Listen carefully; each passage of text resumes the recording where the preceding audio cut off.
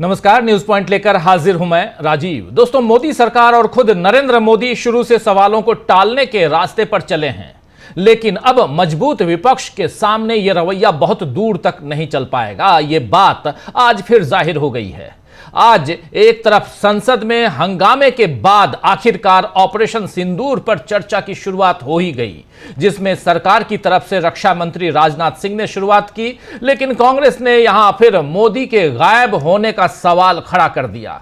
नरेंद्र मोदी को चूंकि आज संसद में नहीं थे और जब यह चर्चा, जबकि विपक्ष लगातार कह रहा था कि नरेंद्र मोदी रहें और ऑपरेशन सिंदूर पर चर्चा हो, लेकिन जब नरेंद्र मोदी नहीं थे तो कांग्रेस पार्टी ने एक पोस्ट किया है सोशल मीडिया पर। उस पोस्ट में, उस ट्वीट में या उस एक्स पर जो पोस्ट किया है, उसमें क्या कुछ लिखा है जरा वो आपके सामने रख देता हूं। देखिए, इंग्लिश में लिख रहे हैं, संसद में ऑपरेशन सिंदूर पे चर्चा पर पीएम मोदी गायब। ब्रेकिंग न्यूज के साथ ऊपर ब्रेकिंग देख लीजिए आप। संसद में ऑपरेशन सिंदूर पे चर्चा पर पीएम मोदी गायब। यह बात यहां कांग्रेस पार्टी ने लिखी कि पीएम मोदी गायब हैं। ब्रेकिंग न्यूज, और यह बहुत इंपॉर्टेंट। कांग्रेस जानती है कि उसके ऐसे हमले के बावजूद मोदी अपने मन की ही करेंगे और उन्हें जब सुविधा होगी तभी वो संसद आएंगे, लेकिन अब मोदी जी की मनमानी और विपक्ष के सवाल दोनों जनता देख रही है। संसद में ऑपरेशन सिंदूर पर चर्चा दोपहर 2 बजे के बाद शुरू हो पाई। उससे पहले एसआईआर को लेकर, यानी स्पेशल इंटेंसिव रिवीजन को लेकर हंगामा चलता रहा संसद परिसर में। यह सब आप देखिए, हंगामा नहीं बल्कि प्रोटेस्ट कह सकते हैं, वो चलता रहा संसद के बाहर, सदन के बाहर। ये परिसर में सोनिया गांधी भी मौजूद थी, कनिमोझी को भी आप देख रहे हैं, सोनिया गांधी, कनिमोझी, और साथ में कांग्रेस के प्रेसिडेंट मल्लिकार्जुन खड़गे। ये तमाम नेता यहां मौजूद थे और एक सीनियर विपक्ष के आगे कैसे झुकती हुई सरकार दिखाई देती है, उसकी तस्वीरें भी आ गईं। वहीं सुप्रीम कोर्ट में आज एसआईआर पर दूसरी सुनवाई हुई है। पहली सुनवाई 10 जुलाई को हुई थी और दूसरी सुनवाई आज हुई है सुप्रीम कोर्ट में, जिसका लाइव प्रसारण हमने किया था, आपने देखा भी। पहले यह सुनवाई जस्टिस सुधांशु धूलिया, जी हां, जस्टिस सुधांशु धूलिया और जॉय माला बागची की बेंच ने की थी, वेकेशन बेंच ने की थी। लेकिन आज सोमवार को इस मामले की सुनवाई जस्टिस सूर्यकांत और जस्टिस बागची की बेंच ने की है। बागची तो हैं, लेकिन धूलिया की जगह, जस्टिस धूलिया की जगह जस्टिस सूर्यकांत आ गए।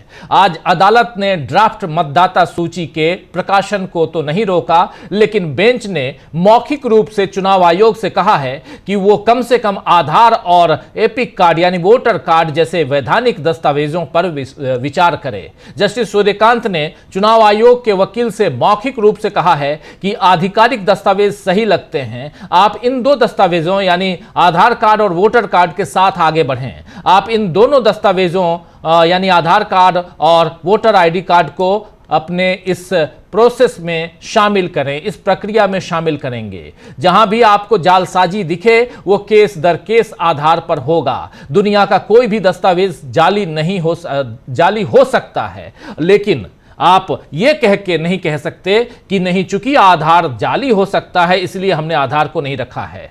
क्योंकि अदालत में चुनाव आयोग ने बताया कि बड़ी मात्रा में, बड़ी संख्या में आधार कार्ड जाली हैं, इसीलिए हमने आधार को नहीं रखा है। यानी अदालत ने साफ संकेत दे दिए हैं कि चुनाव आयोग आधार और वोटर कार्ड को अपने दस्तावेजों में शामिल करे। अदालत ने चुनाव आयोग की इस दलील को भी एक तरह से खारिज कर दिया कि आधार और वोटर कार्ड वगैरह फर्जी बनते हैं। अदालत का मानना है, सुप्रीम कोर्ट का मानना है कि दुनिया में किसी भी दस्तावेज को फर्जी बनाया जा सकता है। आपको बता दें कि सुप्रीम कोर्ट ने ऐसी टिप्पणी अपनी पिछली सुनवाई पर भी की थी। एसआईआर पर अब कल सुबह 10:30 बजे दोनों पक्षों के लिए बहस का समय निर्धारित होना है। उसके बाद सुनवाई की तारीख मुकर्रर होगी, यानी थोड़ा सा यह समय और आगे बढ़ेगा। इसके अलावा आज जस्टिस यशवंत वर्मा पर भी सुप्रीम कोर्ट में सुनवाई हुई। जस्टिस वर्मा ने जांच समिति के निष्कर्षों के खिलाफ एक याचिका लगाई थी। इसमें अदालत ने उन्हें साफ कहा कि अगर आपको लगता है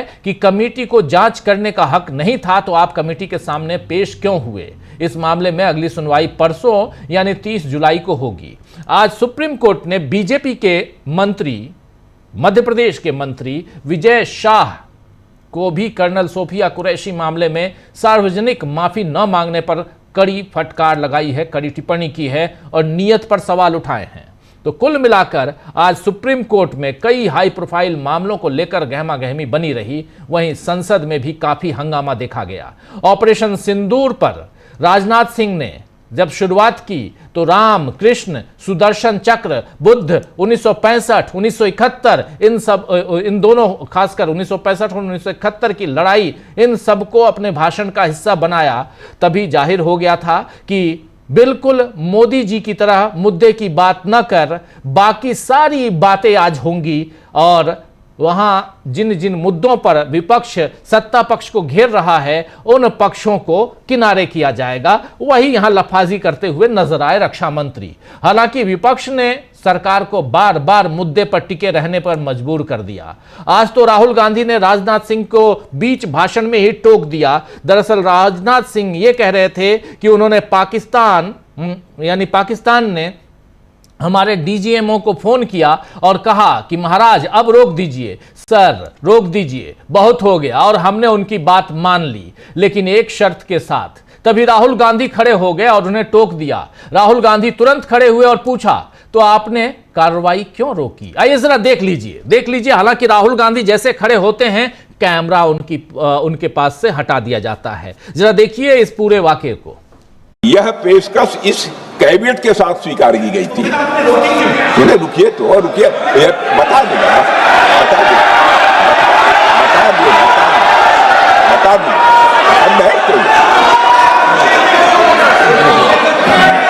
आपको मौका मिलेगा।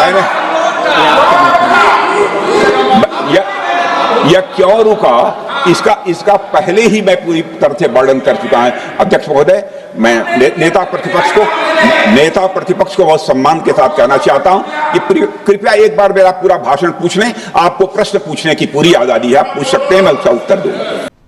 तो कृपया नेता प्रतिपक्ष को, या साफ साफ कह रहे हैं कि नेता प्रतिपक्ष को मेरा पूरा भाषण आप सुन लीजिए, उसके बाद आपको पूरी बात पूछने की पूरी आजादी है। लेकिन आपको एक बार फिर दिखाना चाहता हूं, देखिए राहुल गांधी बैठे हुए, शुरुआत दिखाइए। यह पेशकश इस कैबिनेट के साथ स्वीकार की गई थी। रुकिए बता दूंगा। यह पेशकश इस राहुल गांधी ने यहां साफ बोला कि आपने आखिर कार्रवाई क्यों रोकी। दरअसल राहुल गांधी को उस फोन कॉल पर आपत्ति थी जो पाकिस्तान के डीजीएमओ ने भारत के डीजीएमओ को युद्ध रोकने के लिए किया था। यह कॉल तब आया था जब पाकिस्तान ने भी कुछ भारतीय क्षेत्रों पर हमला किया था। असल मुद्दा यही है कि युद्ध विराम कैसे घोषित किया गया, सीज फायर कैसे घोषित किया गया, और इसमें अमेरिकी राष्ट्रपति डोनाल्ड ट्रंप की क्या भूमिका थी। बीजेपी के पास इसका कोई जवाब नहीं है और ट्रंप आज 26वीं बार भी यही ऐलान कर चुके हैं। दरअसल आज जब कंबोडिया और थाईलैंड के बीच युद्ध विराम की घोषणा हुई तो फिर भारत और पाकिस्तान का जिक्र कर बैठे डोनाल्ड ट्रंप 26वीं बार। सीज फायर क्यों हुआ, पहलगाम के आतंकी पकड़े क्यों नहीं गए, अमित शाह की जगह मनोज सिन्हा ने जिम्मेदारी क्यों ली, आतंकी पहलगाम तक आए कैसे, दुनिया भर में डेलीगेशन भेजने की क्या जरूरत थी, चीन की इसमें क्या भूमिका रही, भारत सरकार चीन पर बात क्यों नहीं करती है। ऐसे कई सवालों पर आज विपक्ष ने सरकार को घेरा और खासकर जब इनके बाद राजनाथ सिंह के बाद उपनेता प्रतिपक्ष गौरव गोगोई कांग्रेस पार्टी की तरफ से खड़े हुए बोलने के लिए, तो उन्होंने इन तमाम सवालों को लेकर सदन में सत्ता पक्ष को घेरा है। आइए जरा सुन लीजिए। पूरा देश प्रधानमंत्री मोदी जी के साथ था, विपक्ष प्रधानमंत्री मोदी जी के साथ था, और अचानक 10 मई के दिन पे हमारे राष्ट्रदूत कहते हैं कि हम पाकिस्तान पर हमला करेंगे, और शाम के 10 मई को सूचना आती है कि पाकिस्तान के साथ अब युद्ध पर हम परिणाम दे रहे हैं, सीज फायर हो गया। क्यों हुआ?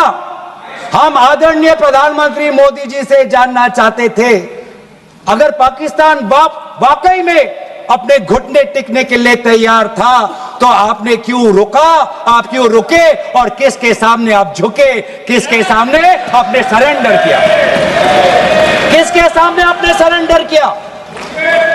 वो अमेरिका के राष्ट्रपति जो 26 बार आज कह चुके हैं कि व्यापार को लेकर उन्होंने भारत और पाकिस्तान को सतर्क किया और दोनों को मजबूर किया कि वो इस जंग को छोड़े।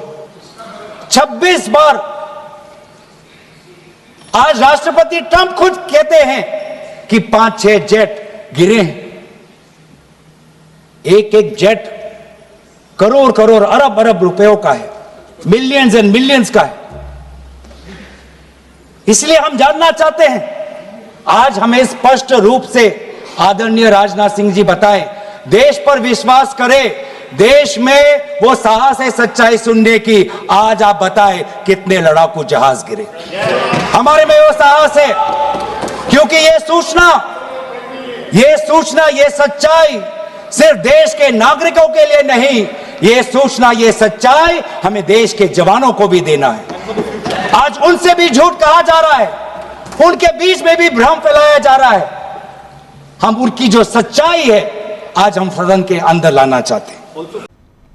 तो उनकी जो सच्चाई है हम सदन के अंदर लाना चाहते हैं और यह सूचना आप दीजिए, बताइए। तमाम सवाल यहां पूछे गए और बहुत ही शानदार भाषण विपक्ष की तरफ से जब खड़े हुए बोलने के लिए तो गौरव गोगोई ने दिया। यहां पर शानदार अपनी बातों को बहुत ही शानदार ढंग से रखते हुए गौरव गोगोई नजर आए। इनके बाद बहुत सारे और भी नेताओं ने अपनी अपनी बात रखी, लेकिन फिर कांग्रेस पार्टी की तरफ से दीपेंद्र हुड्डा खड़े हुए। दीपेंद्र हुड्डा ने भी अपनी बात रखी और साफ साफ उन्होंने कहा कि जिस वक्त आपको पहलगाम के शहीदों को श्रद्धांजलि देनी चाहिए थी, उस समय आप बिहार चले गए भाषण देने। जरा सुन लीजिए दीपेंद्र हुड्डा को। पहलगाम आतंकी हमले में शहीद हुए 26 देश के नागरिकों को श्रद्धांजलि देने के साथ सर्वप्रथम मैं हिंदुस्तान की फौज को नमन करना चाहूंगा। देश की फौज के पराक्रम को कोटि कोटि नमन करना चाहूंगा। देश की फौज का मैं धन्यवाद करना चाहूंगा कि ये फौज, ऐसी फौज, दुनिया की सबसे बेहतरीन फौज अगर कहीं की है तो भारतवर्ष की देश की फौज है, जिसने हमेशा तिरंगे को ऊपर रखने का कार्य किया। और देश की फौज का पराक्रम कोई चर्चा का विषय भी नहीं है। बार बार सत्ता पक्ष की तरफ से देश की फौज के पराक्रम को लेकर बात कही जा रही है, इसमें हम सब शामिल हैं। आप प्रस्ताव लाइए, देश की फौज के पराक्रम को नमन करने का प्रस्ताव लाइए, हम आपका साथ देंगे। नहीं तो हम प्रस्ताव ला रखते हैं, आप हमारा साथ दीजिए। यह चर्चा का विषय नहीं है। चर्चा का विषय यह है कि फौज ने तो अपना काम किया, लेकिन क्या सत्ता पक्ष में बैठे हुए नेताओं ने अपना काम किया कि नहीं किया, यह चर्चा का विषय है।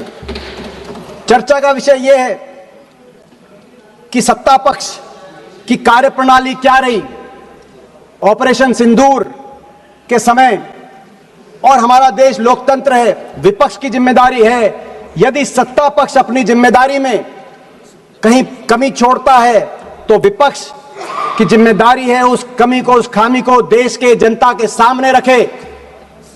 यह हमारी जिम्मेदारी है इस प्रजातंत्र में। विपक्ष ने अपनी जिम्मेदारी उस समय निभाई जब पहलगाम पे आतंकी हमला हुआ, और हमने कहा कि हम आपके साथ हैं। हमने कहा कि दुश्मन को मुंह तोड़ जवाब दो, पूरा देश आपके साथ है, विपक्ष आपके साथ है। लेकिन आपने क्या किया? आपने सर्वदलीय बैठक रखी, लेकिन सर्वदलीय बैठकों में प्रधानमंत्री जी नहीं शामिल हो पाए। उनकी व्यवस्था दिखाई गई। अगर उन दिनों में उनकी व्यवस्था थी तो दिन बदले जा सकते थे, और अगर दिन में व्यवस्था थी तो रात के 12 बजे भी अगर आप सर्वदलीय बैठक रहते तो हमारे नेता, देश के विपक्ष के नेता सब आने के लिए तैयार थे। दुनिया में एक शक्ति प्रदर्शित होती भारत के लोकतंत्र की कि सब एक हैं, लेकिन आपने वो मौका चूक गए आप। तो ये पूरी बातें यहां एक तरफ गौरव गोगोई, दूसरी तरफ दीपेंद्र हुड्डा और तमाम विपक्षी दलों के नेताओं ने जब अपनी अपनी बातें रखी तो ये बातें कही गई और शांतिपूर्ण ढंग से ये बात कहने दी गई आसंदी की तरफ से। लेकिन नाराज दिखे होम मिनिस्टर और यानी अमित शाह ने आसंदी को क्या कहा, जरा वो सुन लीजिए। अमित शाह ने लोकसभा अध्यक्ष की कुर्सी पर विराजमान जो हैं वहां पे सभापति महोदय, अध्यक्ष महोदय या उनके जो कार्यकारी, उन्होंने क्या उनके लिए क्या कुछ कहा है, जरा सुनिए। विदेश मंत्री जी को संरक्षण देना चाहिए। उनके स्पीकर जब बोल रहे थे हम पूरे धैर्य से सुने। मैं बताऊंगा कितनी असत्य बातें बोली गई कल, परंतु फिर भी असत्य को भी हम हलाहल समझकर पी गए। अब ये सत्य भी नहीं सुन पाते हैं। माननीय अध्यक्ष जी, मुझे लगता है आपको प्रोटेक्शन देना चाहिए। बैठे बैठे टोका टोकी करना सबको आता है, ऐसा नहीं हमें नहीं आता, मगर इतने गंभीर विषय पर चर्चा जब हो रही है तो सरकार के प्रमुख विभाग के मंत्री को बोलते हुए बैठे बैठे टोकना ये विपक्ष को शोभा देता है क्या? मान्यवर, आपने बिल्कुल उनको आग्रह से कहना चाहिए, वरना हम भी हमारे मेंबर को बाद में समझा नहीं पाएंगे।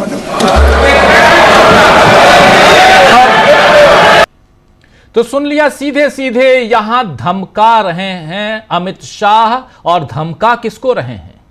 वो सीधे कहें तो माफी के साथ कह रहा हूं, लोकसभा अध्यक्ष को धमका रहे हैं कि आप प्रोटेक्शन दीजिए, उन लोगों को समझाइए, वरना हम भी अपने मेंबर्स को यानी अपने सांसदों को सत्ता पक्ष भी नहीं समझा पाएगा। यानी टोका टाकी की हद जो है वो हो जाएगी। जब टोका टाकी की हद होती है तो आप जानते हैं कि मार्शल को बुलाना पड़ता है। क्या इस तरफ जाने की बात कर रहे हैं यहां पर सत्ता पक्ष के एक प्रमुख दूसरे नंबर के? हालांकि गृह मंत्री तीसरे नंबर पे आते हैं, दूसरे नंबर पर देश का रक्षा मंत्री आता है, लेकिन ऐसे तो दूसरा नंबर ही है मोदी और शाह, शाह और मोदी, यही बात कही जाती है। दो गुजराती ये भी कहा जाता है। तो गुजरात से बिलोंग करने वाले और देश के रक्षा मंत्री की बात के बाद देश के गृह मंत्री, जिनकी जिम्मेदारी बनती है कि पहलगाम में जो हुआ था उसकी पूरी जिम्मेदारी लें और इस्तीफा दें, लेकिन यहां तो वो सीधे सीधे आसंदी को यानी लोकसभा अध्यक्ष को ही धमका रहे हैं।